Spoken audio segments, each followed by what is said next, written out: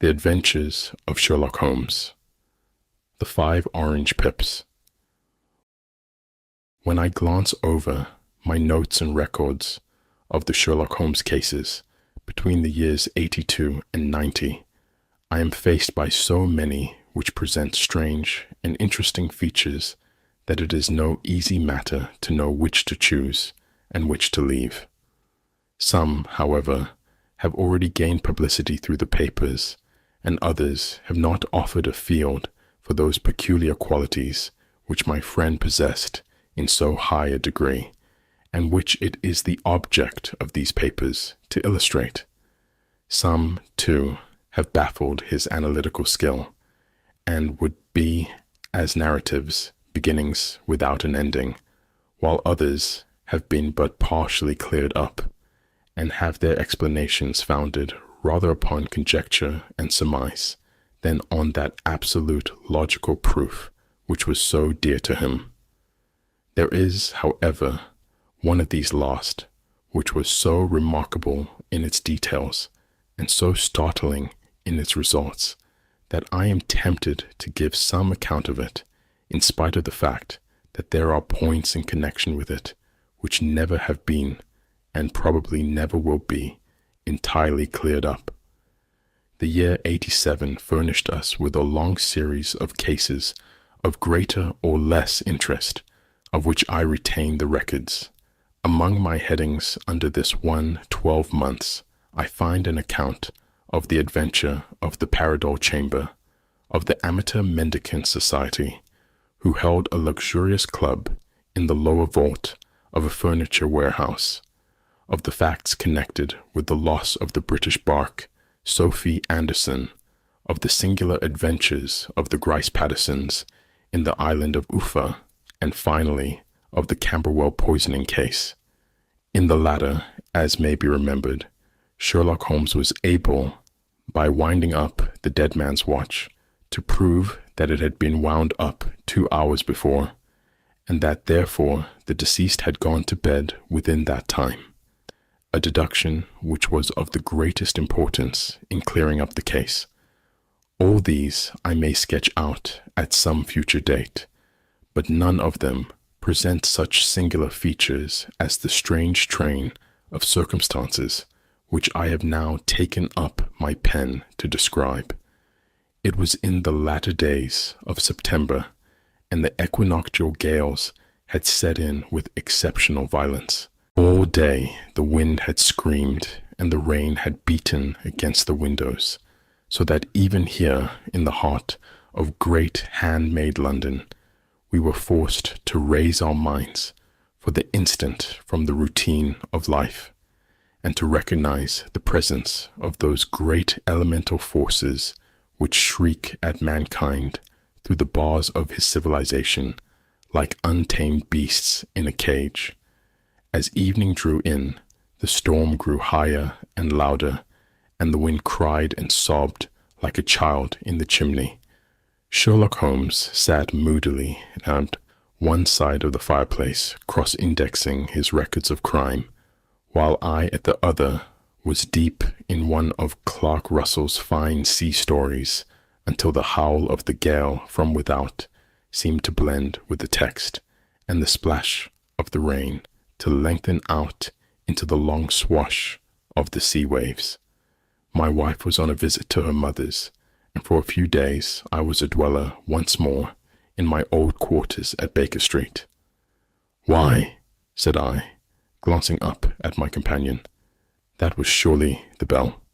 Who could come tonight? Some friend of yours, perhaps?" "Except yourself, I have none," he answered. "I do not encourage visitors." "A client, then?" "If so, it is a serious case.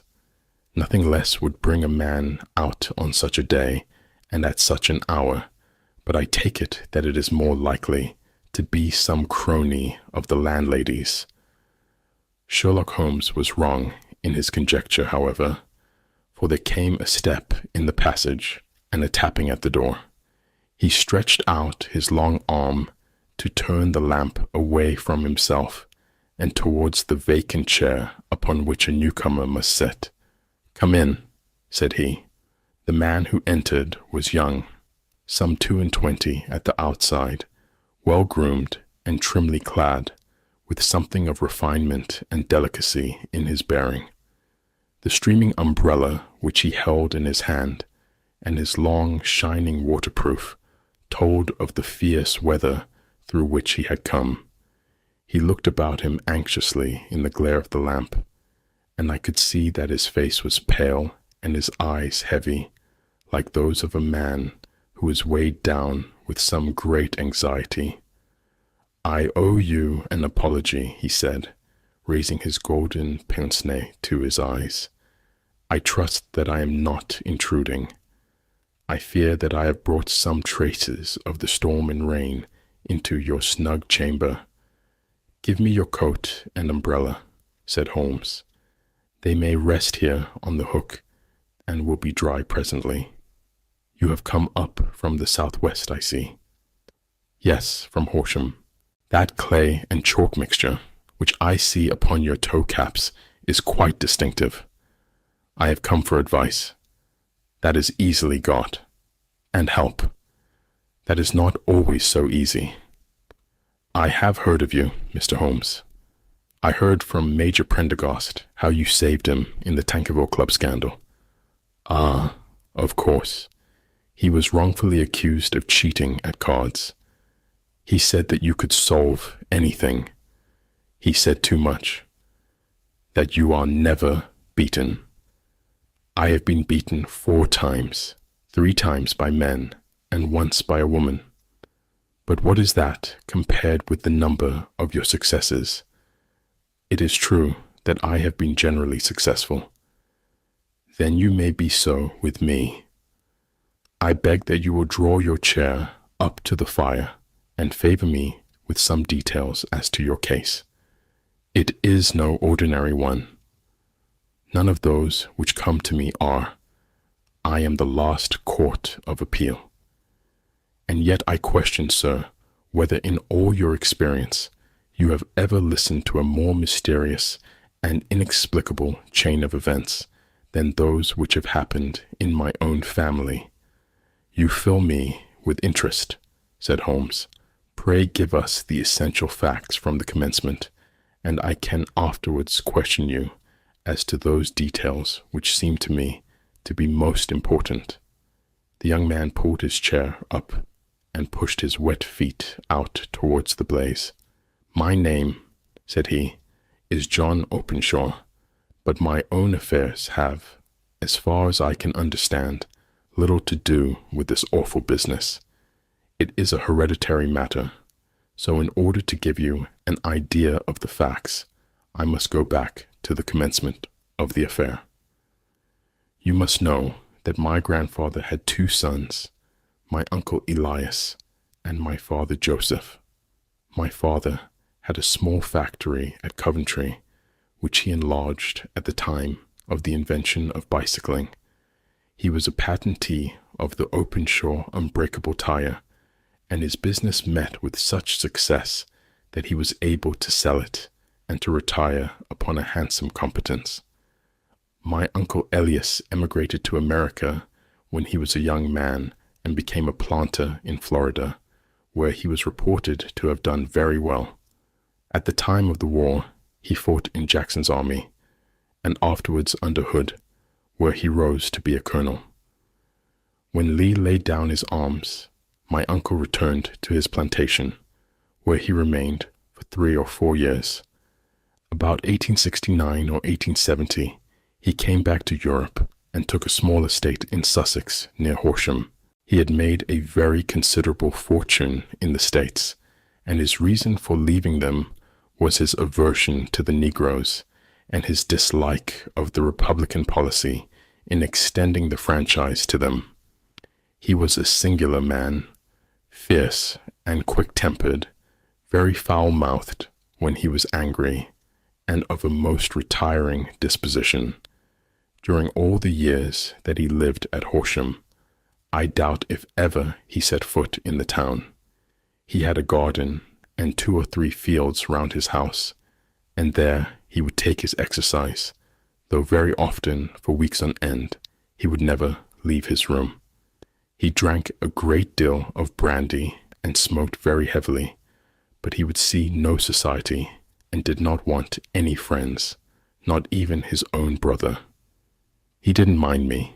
In fact, he took a fancy to me, for at the time when he saw me first, I was a youngster of 12 or so.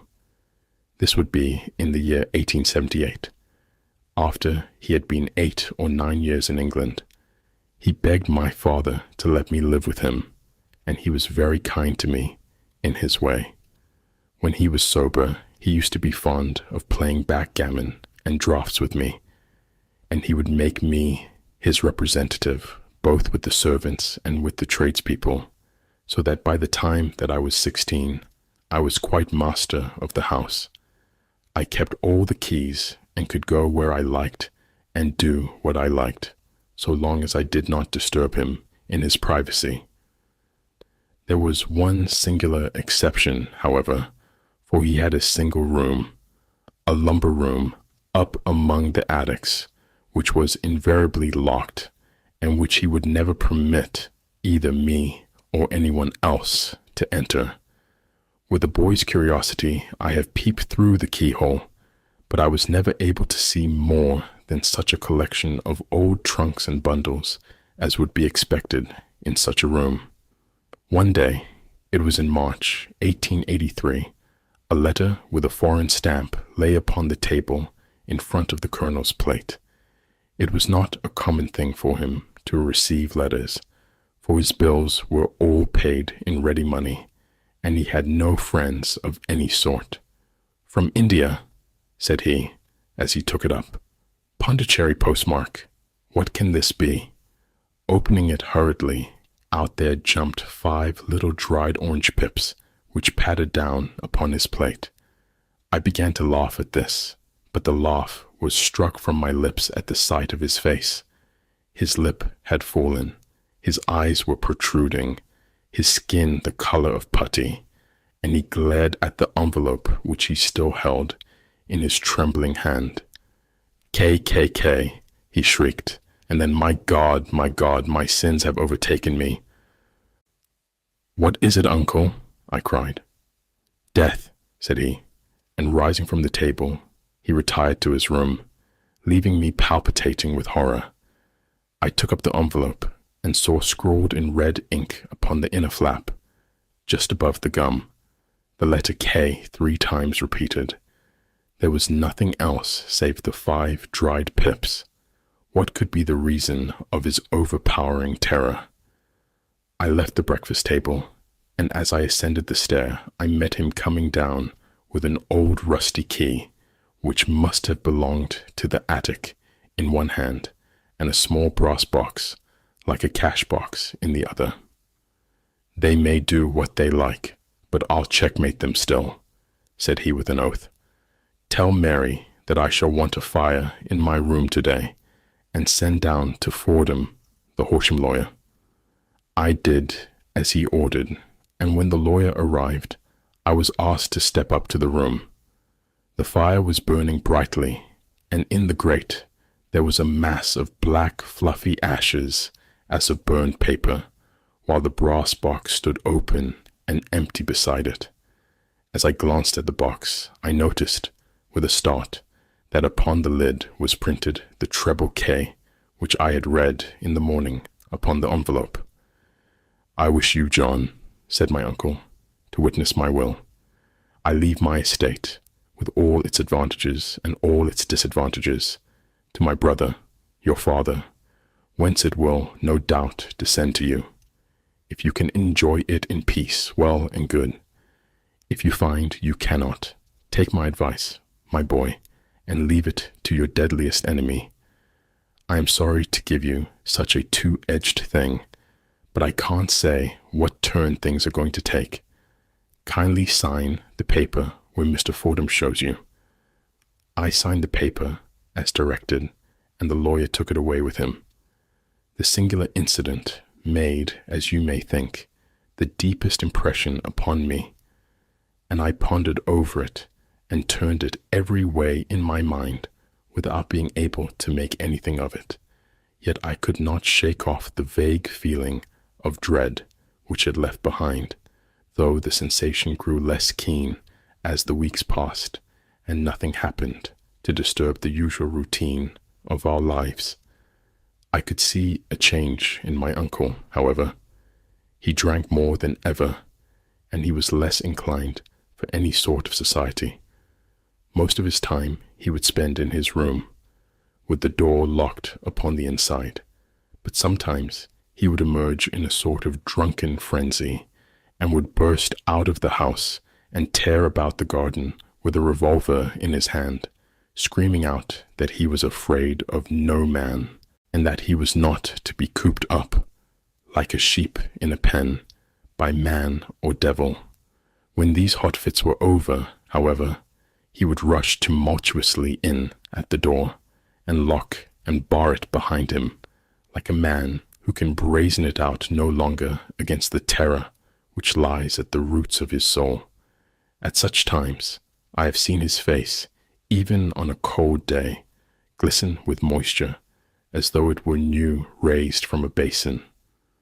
Well, to come to an end of the matter, Mr. Holmes, and not to abuse your patience, there came a night when he made one of those drunken sallies from which he never came back. We found him, when we went to search for him, face downward in a little green-scummed pool which lay at the foot of the garden.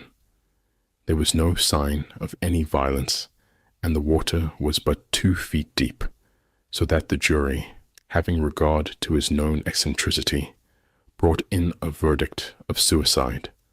But I, who knew how he winced from the very thought of death, had much ado to persuade myself that he had gone out of his way to meet it. The matter passed, however, and my father entered into possession of the estate, and of some P.S. £14,000, which lay to his credit at the bank. "One moment," Holmes interposed. "Your statement is, I foresee, one of the most remarkable to which I have ever listened. Let me have the date of the reception by your uncle of the letter, and the date of his supposed suicide." The letter arrived on March 10th, 1883. His death was 7 weeks later, upon the night of May 2nd. "Thank you. Pray proceed." When my father took over the Horsham property, he, at my request, made a careful examination of the attic, which had been always locked up. We found the brass box there, although its contents had been destroyed. On the inside of the cover was a paper label with the initials of KKK repeated upon it, and letters, memoranda, receipts, and a register written beneath. These, we presume, indicated the nature of the papers which had been destroyed by Colonel Openshaw. For the rest, there was nothing of much importance in the attic, save a great many scattered papers and notebooks bearing upon my uncle's life in America. Some of them were of the wartime, and showed that he had done his duty well, and had borne the repute of a brave soldier. Others were of a date during the reconstruction of the Southern States, and were mostly concerned with politics, for he had evidently taken a strong part in opposing the carpet-bag politicians who had been sent down from the north. Well, it was the beginning of '84 when my father came to live at Horsham, and all went as well as possible with us until the January of '85. On the 4th day after the New Year, I heard my father give a sharp cry of surprise as we sat together at the breakfast table. There he was, sitting with a newly opened envelope in one hand and 5 dried orange pips in the outstretched palm of the other one. He had always laughed at what he called my cock and bull story about the colonel, but he looked very scared and puzzled now that the same thing had come upon himself. "Why, what on earth does this mean, John?" he stammered. My heart had turned to lead. "It is KKK," said I. He looked inside the envelope. "So it is," he cried. "Here are the very letters. But what is this written above them?" Put the papers on the sundial, I read, peeping over his shoulder. What papers? What sundial? He asked. The sundial in the garden. There is no other, said I, but the papers must be those that are destroyed. Pooh, said he, gripping hard at his courage. We are in a civilized land here, and we can't have tomfoolery of this kind. Where does the thing come from? From Dundee, I answered, glancing at the postmark. Some preposterous practical joke, said he. What have I to do with sundials and papers? I shall take no notice of such nonsense. I should certainly speak to the police, I said, and be laughed at for my pains. Nothing of the sort. Then let me do so? No, I forbid you. I won't have a fuss made about such nonsense. It was in vain to argue with him, for he was a very obstinate man. I went about, however, with a heart which was full of forebodings. On the third day after the coming of the letter, my father went from home to visit an old friend of his, Major Freebody, who was in command of one of the forts upon Portsdown Hill. I was glad that he should go, for it seemed to me that he was farther from danger when he was away from home. In that, however, I was in error. Upon the second day of his absence, I received a telegram from the Major, imploring me to come at once. My father had fallen over one of the deep chalk pits which abound in the neighborhood, and was lying senseless, with a shattered skull. I hurried to him, but he passed away without having ever recovered his consciousness.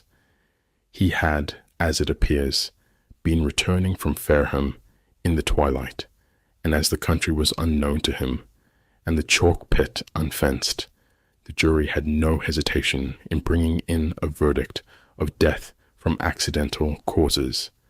Carefully, as I examined every fact connected with his death, I was unable to find anything which could suggest the idea of murder.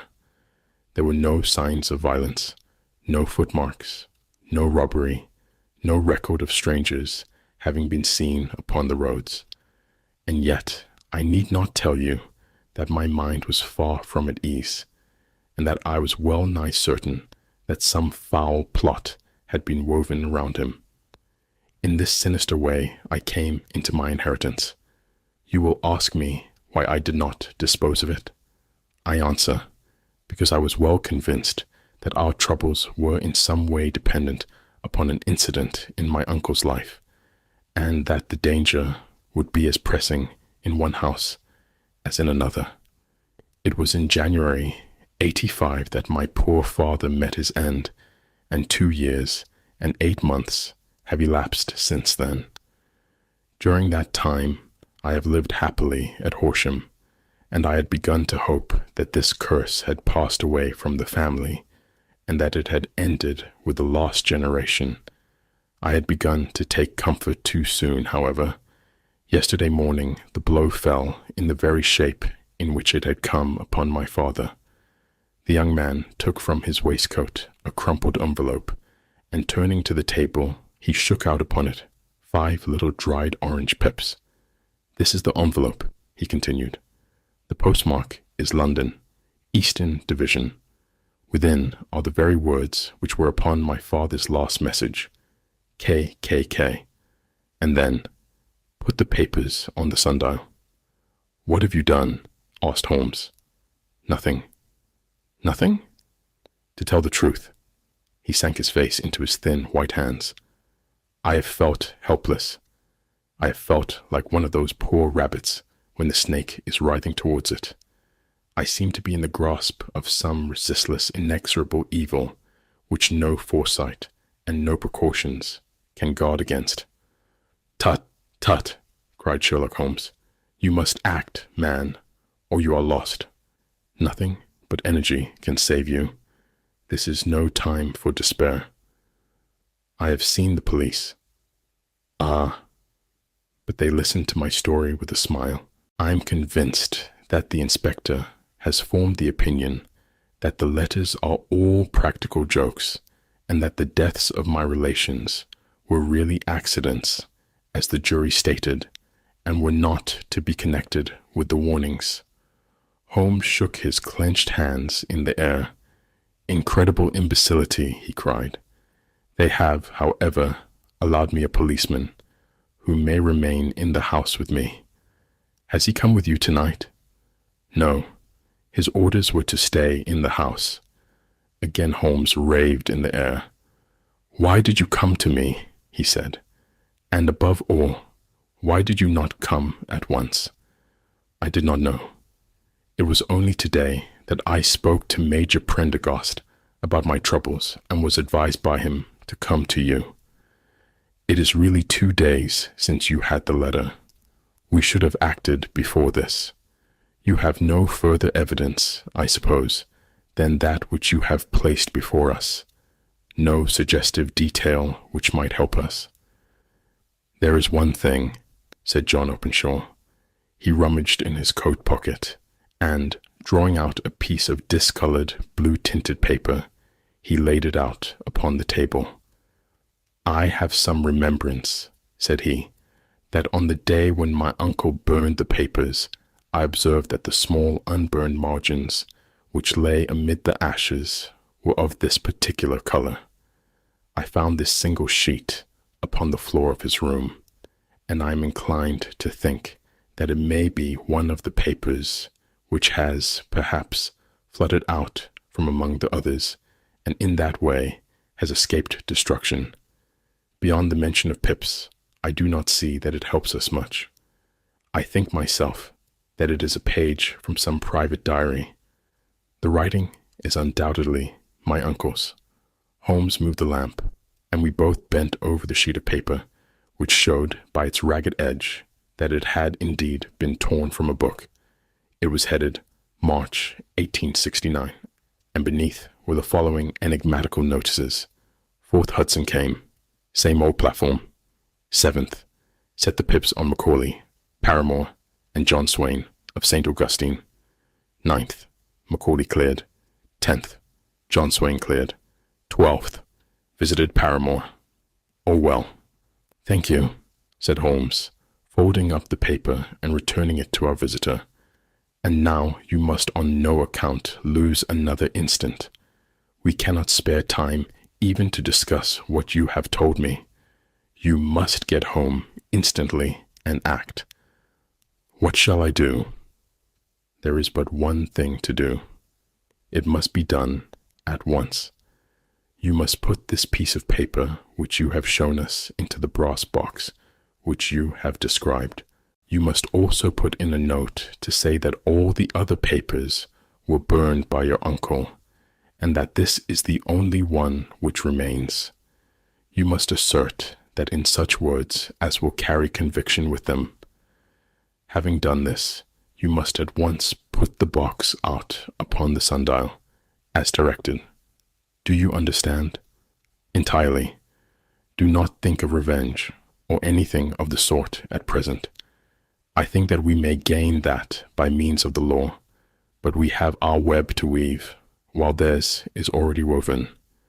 The first consideration is to remove the pressing danger which threatens you. The second is to clear up the mystery, and to punish the guilty parties." "I thank you," said the young man, rising and pulling on his overcoat. "You have given me fresh life and hope. I shall certainly do as you advise. Do not lose an instant, and above all, take care of yourself in the meanwhile, for I do not think that there can be a doubt that you are threatened by a very real and imminent danger. How do you go back?" "By train from Waterloo. It is not yet 9. The streets will be crowded, so I trust that you may be in safety. And yet you cannot guard yourself too closely." "I am armed." "That is well.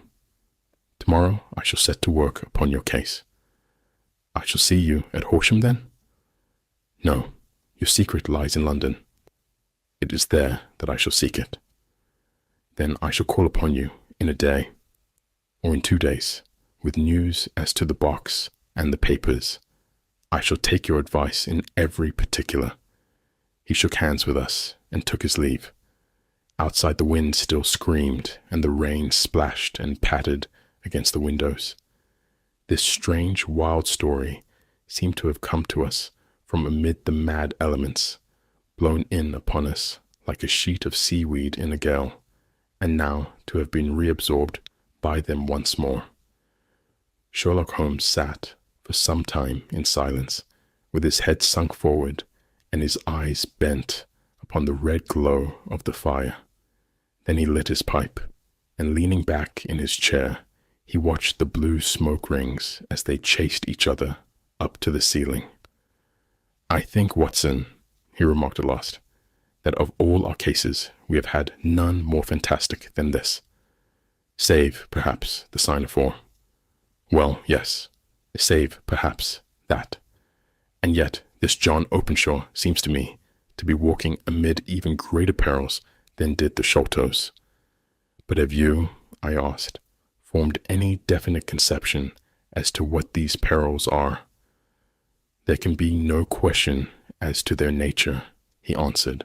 "Then what are they? Who is this KKK, and why does he pursue this unhappy family?" Sherlock Holmes closed his eyes and placed his elbows upon the arms of his chair with his fingertips together. "The ideal reasoner," he remarked, "would, when he had once been shown a single fact in all its bearings, deduce from it not only all the chain of events which led up to it, but also all the results which would follow from it.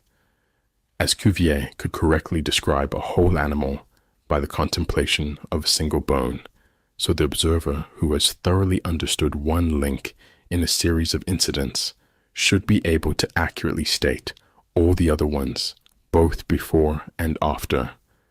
We have not yet grasped the results which the reason alone can attain to. Problems may be solved in the study which have baffled all those who have sought a solution by the aid of their senses. To carry the art, however, to its highest pitch, it is necessary that the reasoner should be able to utilize all the facts which have come to his knowledge, and this in itself implies, as you will readily see, a possession of all knowledge, which even in these days of free education and encyclopedias is a somewhat rare accomplishment. It is not so impossible, however, that a man should possess all knowledge which is likely to be useful to him in his work, and this I have endeavored in my case to do. If I remember rightly, you, on one occasion, in the early days of our friendship, defined my limits in a very precise fashion. "Yes," I answered, laughing. "It was a singular document. Philosophy, astronomy, and politics were marked at 0, I remember. Botany variable, geology profound, as regards the mudstains from any region within 50 miles of town, chemistry eccentric, anatomy unsystematic, sensational literature, and crime records unique, violin player, boxer, swordsman, lawyer, and self-poisoner by cocaine and tobacco. Those, I think, were the main points of my analysis." Holmes grinned at the last item. "Well," he said, "I say now, as I said then, that a man should keep his little brain attic stocked with all the furniture that he is likely to use, and the rest he can put away in the lumber room of his library, where he can get it if he wants it. Now, for such a case as the one which has been submitted to us tonight, we need certainly to muster all our resources. Kindly hand me down the letter K of the American Encyclopedia, which stands upon the shelf beside you. Thank you. Now let us consider the situation and see what may be deduced from it. In the first place, we may start with a strong presumption that Colonel Openshaw had some very strong reason for leaving America. Men at his time of life do not change all their habits and exchange willingly the charming climate of Florida for the lonely life of an English provincial town. His extreme love of solitude in England suggests the idea that he was in fear of someone or something. So we may assume, as a working hypothesis, that it was fear of someone or something which drove him from America. As to what it was he feared, we can only deduce that by considering the formidable letters which were received by himself and his successors. Did you remark the postmarks of those letters? The first was from Pondicherry, the second from Dundee, and the third from London. From East London, what do you deduce from that? They are all seaports. That the writer was on board of a ship. Excellent. We have already a clue. There can be no doubt that the probability, the strong probability, is that the writer was on board of a ship. And now, let us consider another point. In the case of Pondicherry, 7 weeks elapsed between the threat and its fulfillment. In Dundee, it was only some 3 or 4 days. Does that suggest anything? A greater distance to travel. But the letter had also a greater distance to come. Then I do not see the point. There is at least a presumption that the vessel in which the man or men are is a sailing ship. It looks as if they always send their singular warning or the token before them when starting upon their mission. You see how quickly the deed followed the sign when it came from Dundee. If they had come from Pondicherry in a steamer, they would have arrived almost as soon as their letter. But, as a matter of fact, 7 weeks elapsed. I think that those 7 weeks represented the difference between the mail boat which brought the letter and the sailing vessel which brought the writer. It is possible. More than that, it is probable. And now you see the deadly urgency of this new case, and why I urged young Openshaw to caution. The blow has always fallen at the end of the time which it would take the senders to travel the distance. But this one comes from London, and therefore we cannot count upon delay. Good God, I cried. What can it mean, this relentless persecution? The papers which Openshaw carried are obviously of vital importance to the person or persons in the sailing ship. I think that it is quite clear that there must be more than one of them. A single man could not have carried out 2 deaths in such a way as to deceive a coroner's jury. There must have been several in it, and they must have been men of resource and determination. Their papers they mean to have, be the holder of them who it may. In this way, you see KKK ceases to be the initials of an individual and becomes the badge of a society. But of what society? Have you never, said Sherlock Holmes, bending forward and sinking his voice, have you never heard of the Ku Klux Klan? I never have. Holmes turned over the leaves of the book upon his knee. Here it is, said he presently. Ku Klux Klan, a name derived from the fanciful resemblance to the sound produced by cocking a rifle. This terrible secret society was formed by some ex-Confederate soldiers in the southern states after the Civil War, and it rapidly formed local branches in different parts of the country, notably in Tennessee, Louisiana, the Carolinas, Georgia, and Florida. Its power was used for political purposes, principally for the terrorizing of the Negro voters and the murdering and driving from the country of those who were opposed to its views.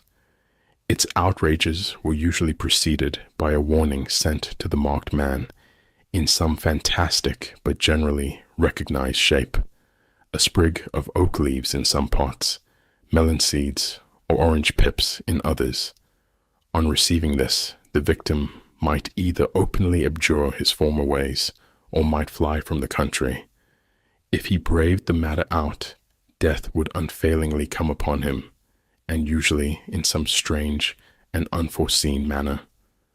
So perfect was the organization of the society, and so systematic its methods, that there is hardly a case upon record where any man succeeded in braving it with impunity, or in which any of its outrages were traced home to the perpetrators. For some years, the organization flourished in spite of the efforts of the United States government and of the better classes of the community in the South. Eventually, in the year 1869, the movement rather suddenly collapsed, although there have been sporadic outbreaks of the same sort since that date. "You will observe," said Holmes, laying down the volume, "that the sudden breaking up of the society was coincident with the disappearance of Openshaw from America with their papers. It may well have been cause and effect. It is no wonder that he and his family have some of the more implacable spirits upon their track. You can understand that this register and diary may implicate some of the first men in the South, and that there may be many who will not sleep easy at night until it is recovered. Then the page we have seen is such as we might expect. It ran, if I remember right, sent the PIPS to A, B, and C, that is, sent the societies warning to them. Then there are successive entries that A and B cleared or left the country, and finally that C was visited, with, I fear, a sinister result for C. Well, I think, Doctor, that we may let some light into this dark place, and I believe that the only chance young Openshaw has, in the meantime, is to do what I have told him. There's nothing more to be said or to be done tonight, so hand me over my violin and let us try to forget for half an hour the miserable weather and the still more miserable ways of our fellow men." It had cleared in the morning, and the sun was shining with a subdued brightness through the dim veil which hangs over the great city. Sherlock Holmes was already at breakfast when I came down. "You will excuse me for not waiting for you," said he. "I have, I foresee, a very busy day before me in looking into this case of young Openshaw's." "What steps will you take?" I asked. "It will very much depend upon the results of my first inquiries. I may have to go down to Horsham after all." "You will not go there first?" "No, I shall commence with the city. Just ring the bell, and the maid will bring up your coffee." As I waited, I lifted the unopened newspaper from the table and glanced my eye over it. It rested upon a heading which sent a chill to my heart. "Holmes," I cried, "you are too late." "Ah," said he, laying down his cup, "I feared as much. How was it done?" He spoke calmly, but I could see that he was deeply moved. My eye caught the name of Openshaw and the heading "Tragedy near Waterloo Bridge." Here is the account. "Between 9 and 10 last night, Police Constable Cook of the H Division, on duty near Waterloo Bridge, heard a cry for help and a splash in the water. The night, however, was extremely dark and stormy, so that, in spite of the help of several passers-by, it was quite impossible to effect a rescue. The alarm, however, was given, and by the aid of the water police, the body was eventually recovered. It proved to be that of a young gentleman whose name, as it appears from an envelope which was found in his pocket, was John Openshaw, and whose residence is near Horsham. It is conjectured that he may have been hurrying down to catch the last train from Waterloo Station, and that in his haste and the extreme darkness he missed his path and walked over the edge of one of the small landing places for river steamboats. The body exhibited no traces of violence, and there can be no doubt that the deceased had been the victim of an unfortunate accident which should have the effect of calling the attention of the authorities to the condition of the riverside landing stages. We sat in silence for some minutes, Holmes more depressed and shaken than I had ever seen him. "That hurts my pride, Watson," he said at last. "It is a petty feeling, no doubt, but it hurts my pride. It becomes a personal matter with me now, and if God sends me health, I shall set my hand upon this gang. That he should come to me for help, and that I should send him away to his death." He sprang from his chair and paced about the room in uncontrollable agitation, with a flush upon his sallow cheeks and a nervous clasping and unclasping of his long, thin hands. "They must be cunning devils," he exclaimed at last. "How could they have decoyed him down there? The embankment is not on the direct line to the station. The bridge, no doubt, was too crowded, even on such a night, for their purpose. Well, Watson, we shall see who will win in the long run. I am going out now. To the police. No, I shall be my own police. When I have spun the web, they may take the flies, but not before." All day I was engaged in my professional work, and it was late in the evening before I returned to Baker Street. Sherlock Holmes had not come back yet. It was nearly 10 o'clock before he entered, looking pale and worn. He walked up to the sideboard, and tearing a piece from the loaf, he devoured it voraciously, washing it down with a long draught of water. "You are hungry," I remarked. "Starving." It had escaped my memory. "I have had nothing since breakfast." "Nothing?" "Not a bite. I had no time to think of it." "And how have you succeeded?" "Well, you have a clue?" "I have them in the hollow of my hand. Young Openshaw shall not long remain unavenged. Why, Watson, let us put their own devilish trademark upon them. It is well thought of." "What do you mean?" He took an orange from the cupboard, and tearing it to pieces, he squeezed out the pips upon the table. Of these he took 5, and thrust them into an envelope. On the inside of the flap, he wrote S.H. for J.O. Then he sealed it and addressed it to Captain James Calhoun, Bark Lone Star, Savannah, Georgia. "That will await him when he enters port," said he, chuckling. "It may give him a sleepless night. He will find it as sure a precursor of his fate as Openshaw did before him." "And who is this Captain Calhoun?" "The leader of the gang." "I shall have the others, but he first." "How did you trace it then?" He took a large sheet of paper from his pocket, all covered with dates and names. "I have spent the whole day," said he, "over Lloyd's registers and files of the old papers, following the future career of every vessel which touched at Pondicherry in January and February in '83. There were 36 ships of fair tonnage which were reported there during those months. Of these one, the Lone Star, instantly attracted my attention, since, although it was reported as having cleared from London, the name is that which is given to one of the states of the Union. Texas, I think.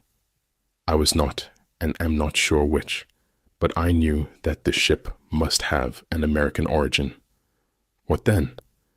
I searched the Dundee records, and when I found that the bark Lone Star was there in January '85, my suspicion became a certainty. I then inquired as to the vessels which lay at present in the port of London. Yes. The Lone Star had arrived here last week. I went down to the Albert Dock and found that she had been taken down the river by the early tide this morning, homeward bound to Savannah.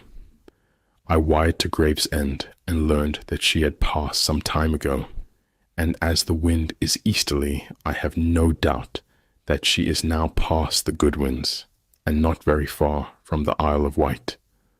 What would you do then? Oh, I have my hand upon him. He and the 2 mates are, as I learn, the only native-born Americans in the ship. The others are Finns and Germans. I know also that they were all three away from the ship last night. I had it from the stevedore, who has been loading their cargo.